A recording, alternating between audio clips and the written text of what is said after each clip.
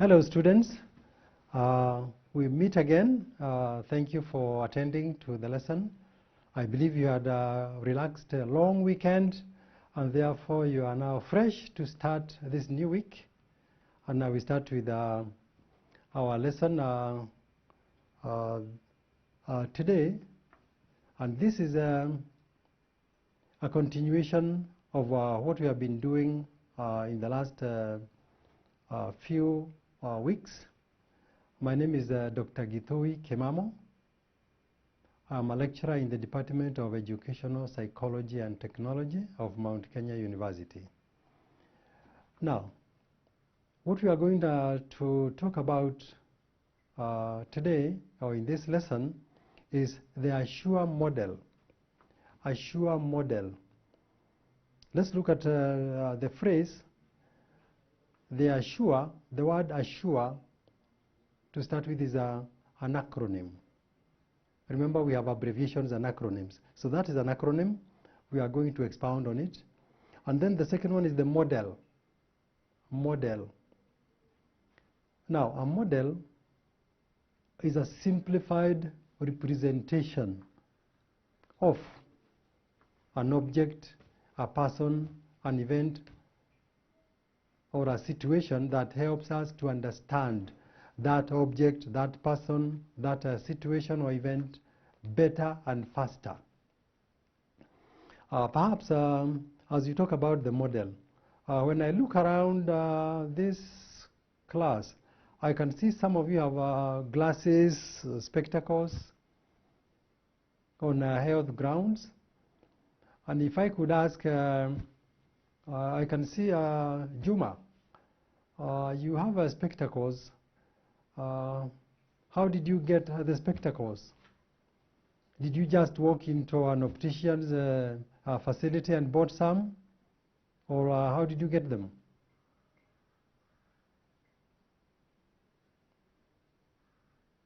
Yes? Yes, I can. Perhaps the members may be wondering, when we use the word optician, yes, the optician is the one who interprets the prescription. But the person who actually prescribed those glasses after examining the patient, for example, Kiza Juma here, that eye specialist is known as an ophthalmologist. He is the one who examines the eyes, he diagnoses the problem, and then he prescribes the glasses that the person should fit. So Juma went to an ophthalmologist.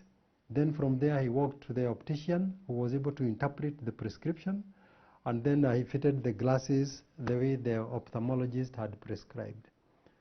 Now, when Juma was, I presume, in the ophthalmologist's clinic or the table, often those specialists, they have a model. So this ophthalmologist must have a model of the eye,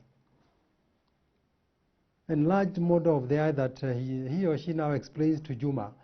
This is the eye, these are the structures, these are the parts of the eye, and then they are able to pinpoint and say the problem with your eyes is between this and this area.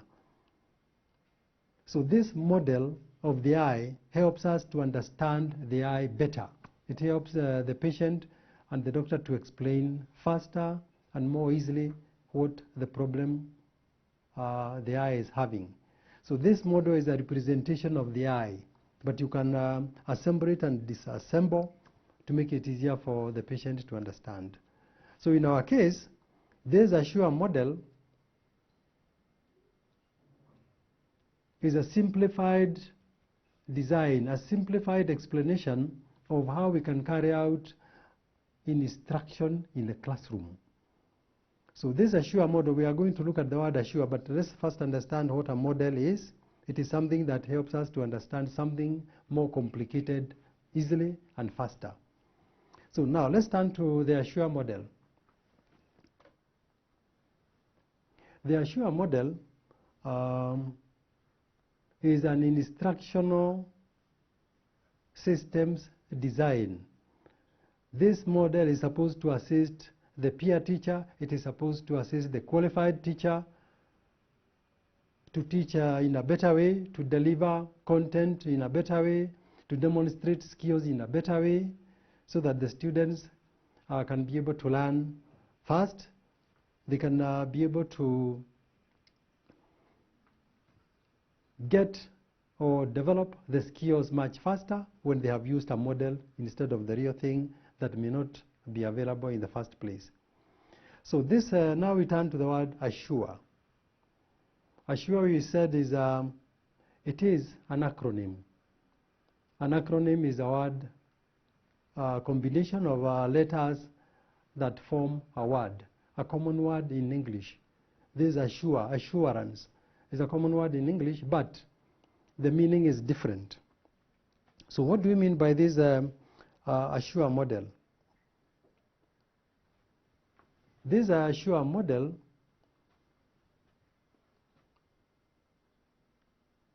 you can see has 6 letters. You have the A, S, S, U, R, E. So the first A stands for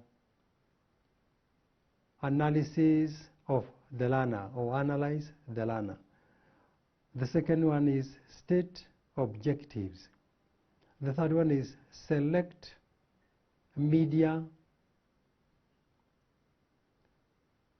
U is for utilize the media. R is for require learner response. And the last one is evaluate. Evaluate, find out what has gone on in the lesson or whatever activities you are doing. So that is what we are calling the assure model. And this assure model, like you can see there are 6 letters. It is a 6-step instructional systems design intended to help teachers to utilize technology and media during classroom delivery. It is a way to ensure that the learning environment is appropriate to the students. It can be used in lesson planning to improve the instructional process on the part of the teacher, and the learning process on the part of the students, and especially when they are using instructional media or instructional technology. Now, how did this model come about? Well, but before we do that, let's again revisit what the acronym ASSURE means. We said A refers to analyze the learners. Who are the students? You analyze them. We are going to get into the details. S, the first S is state objectives. What objectives will the teacher have for the lesson? 3, you select the instructional method that you are going to use as the teacher, the media materials that you are going to use, equipment that you are going to use in the lesson, and so on.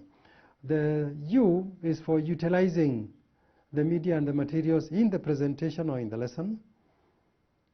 R, you don't want to have passive learners in the class, so you require to have learner participation.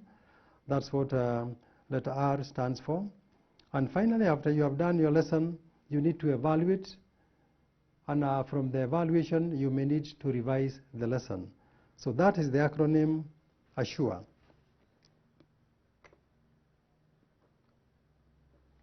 Now, let's come to the origin. Now, the origin of this ASSURE model, this was created by a team of 3 instructional media specialists. That is Heinrich, Molenda, and Russell in the 1990s. This is after they had done a lot of research on how teachers conduct the instructional process in different countries, especially in the US and Canada, and therefore they proposed a model that has been tested and been proven to work. Now, this model is anchored on Robert Gagne's theory of events of instruction.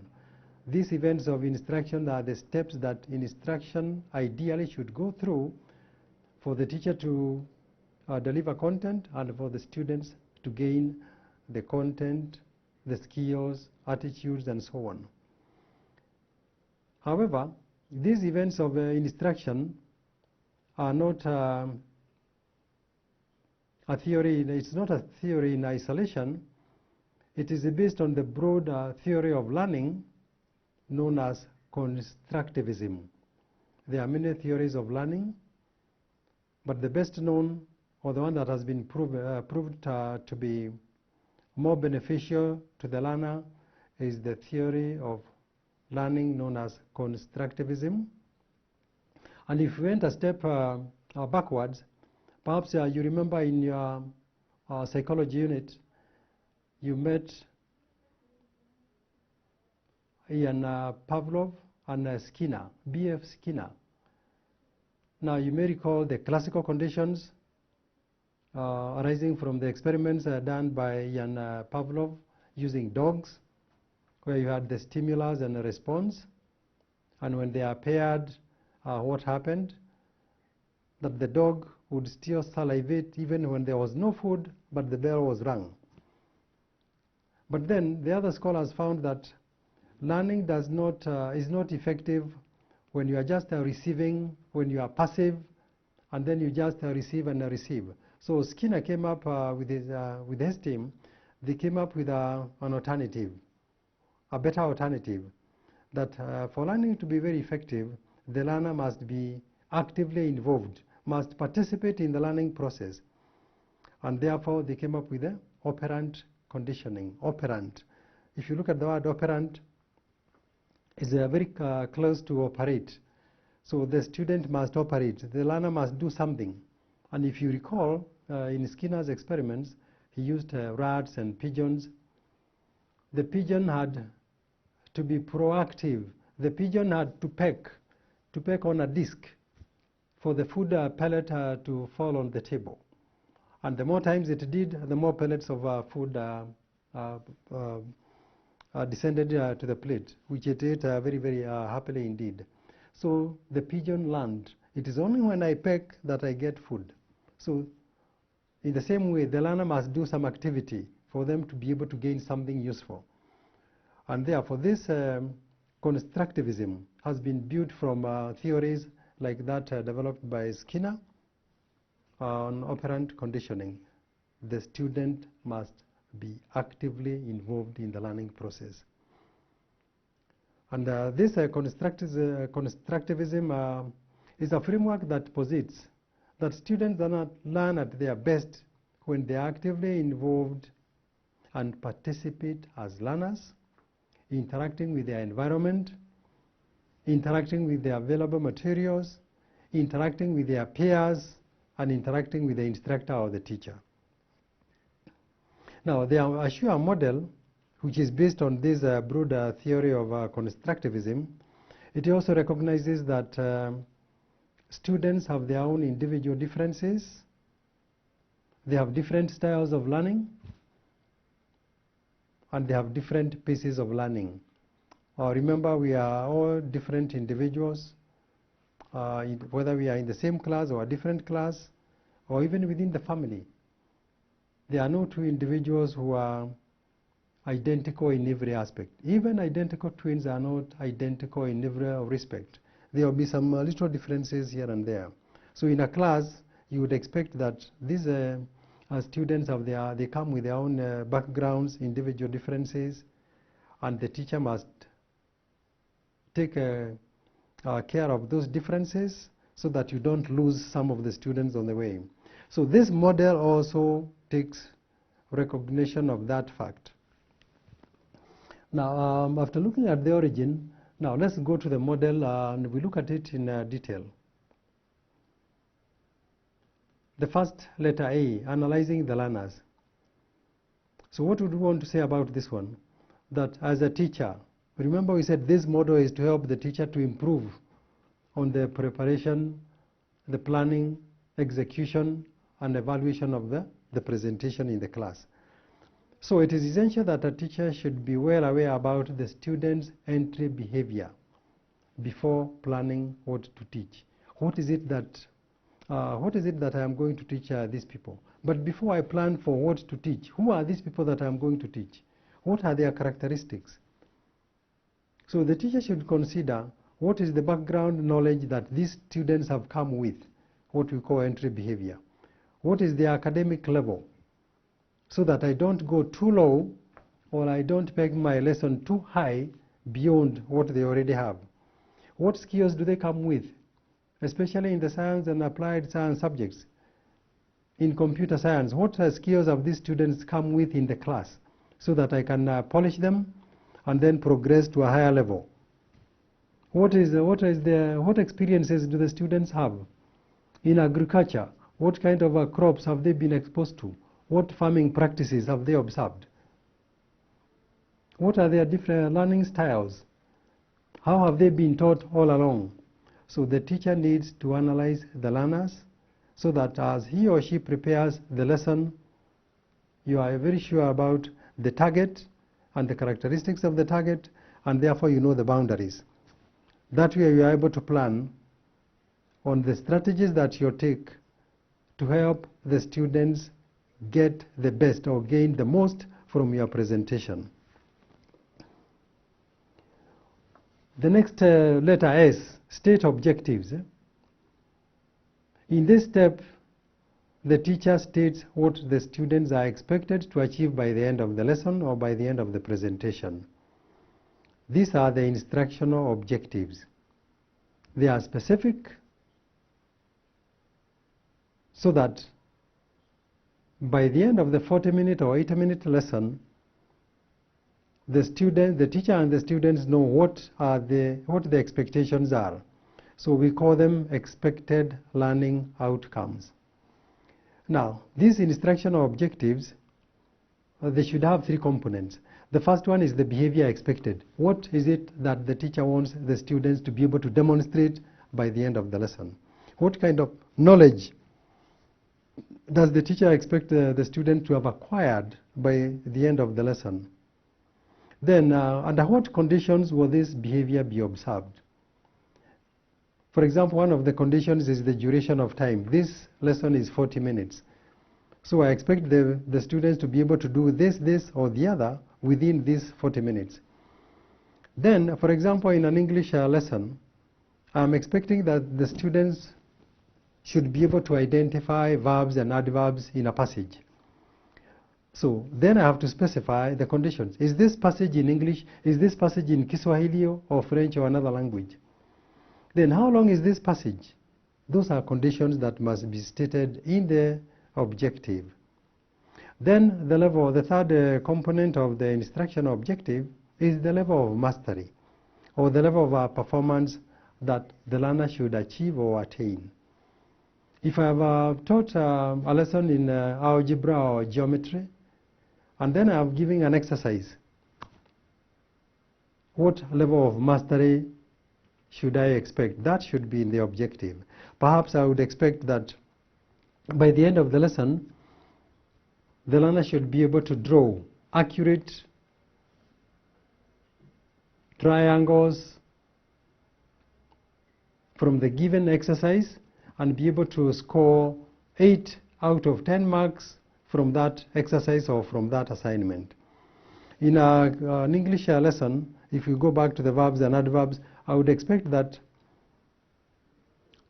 at the end of the lesson, the student who has read the 500-word passage in English, they should be able to identify at least 15 out of the 20 adverbs used in the passage. That is the level of mastery that we are talking about. Then I would also like to add that instructional objectives should be SMART. Another acronym that we are meeting again, SMART. And we said an acronym is a word that sounds or is spelled like a common word in English. You talk about somebody who is smartly dressed, or this student is smart. But this has nothing to do with attire. Now, can you remember from your other lessons what the acronym stands for? Any suggestion? Yes? You can remind your peer what the acronym SMART stands for.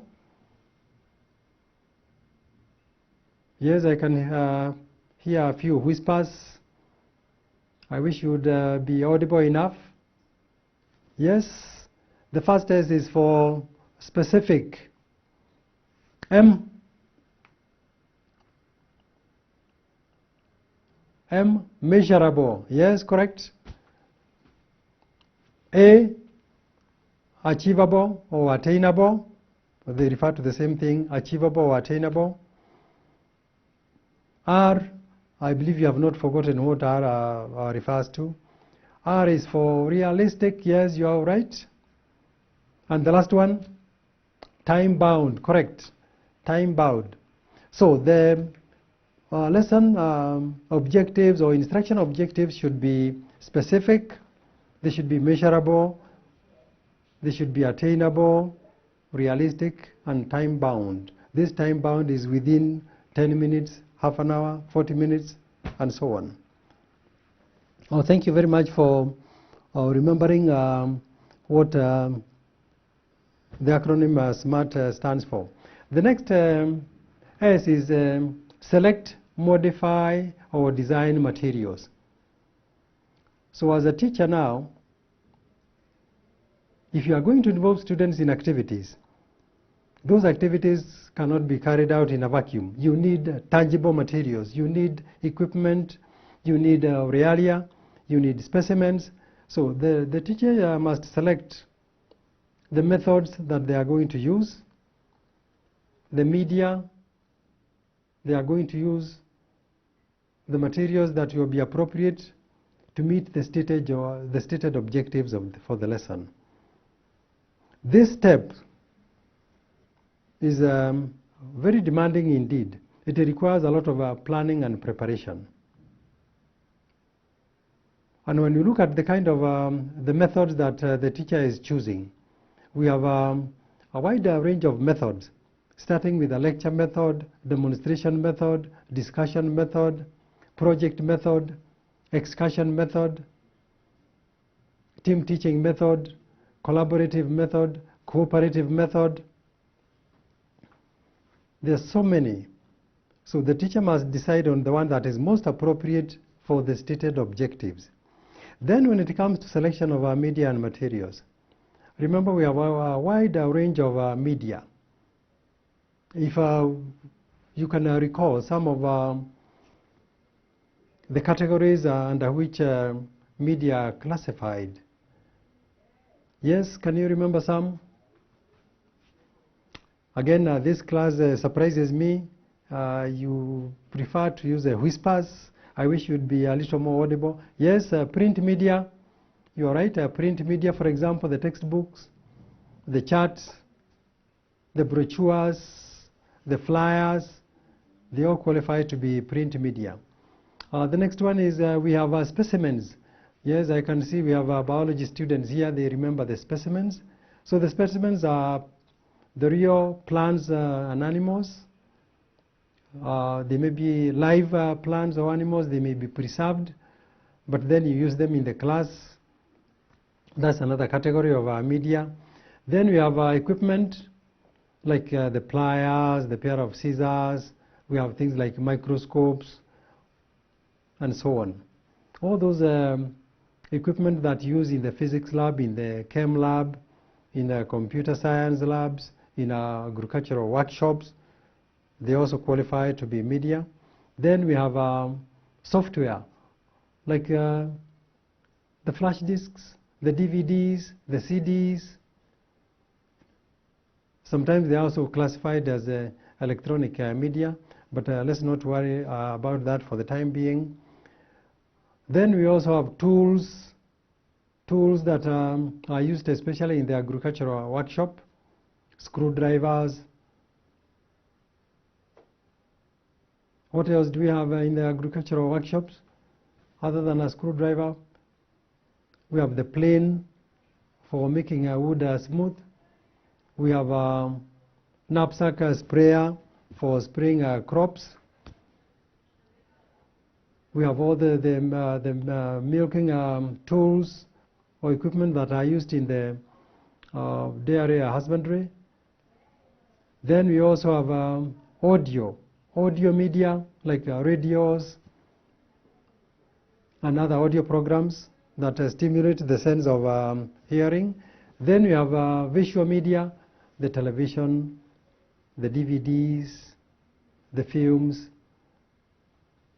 movies that some of you are fond of watching. Those qualify as visual media. So the range of media is so large, and the teacher must therefore be very careful to select only what will meet the objectives of the lesson. Then we would also like to mention that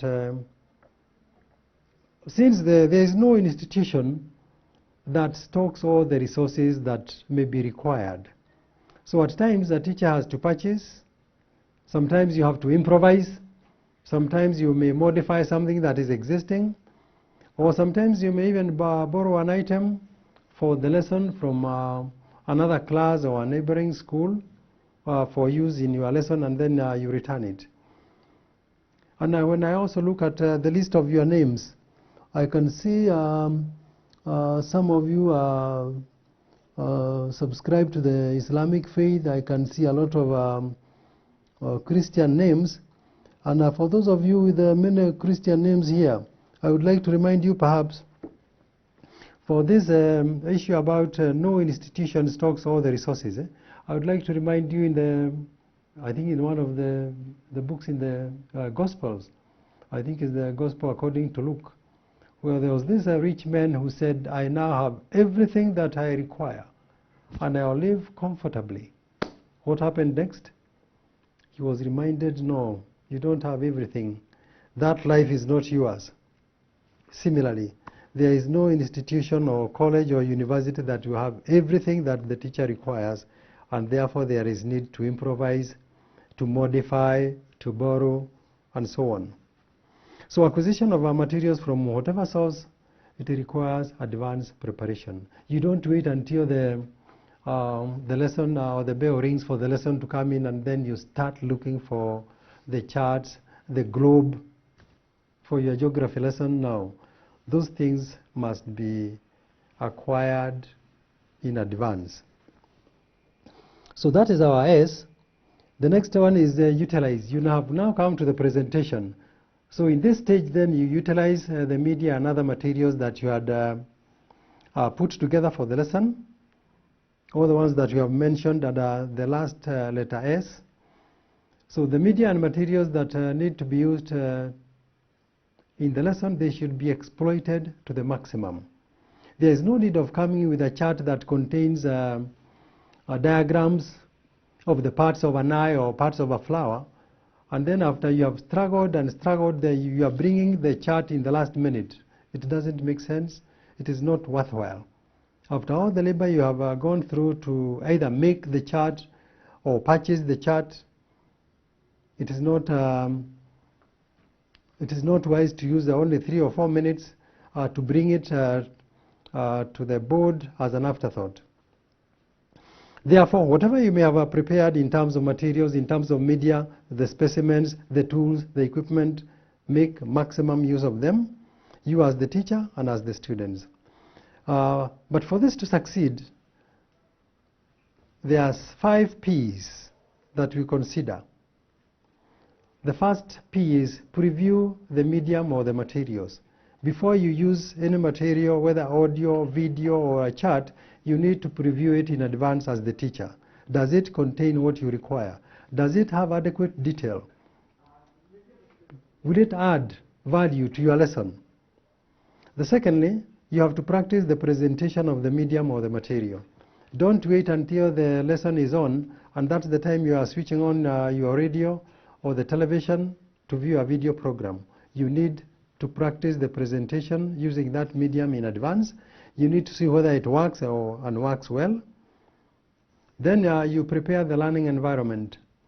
If you are going to watch something that requires an LCD projector, if you are going to watch a video, then you may need to black out some of the windows in some of the classes. They allow in so much light that it will interfere with whatever is being projected on the screen. You need to prepare the learning environment.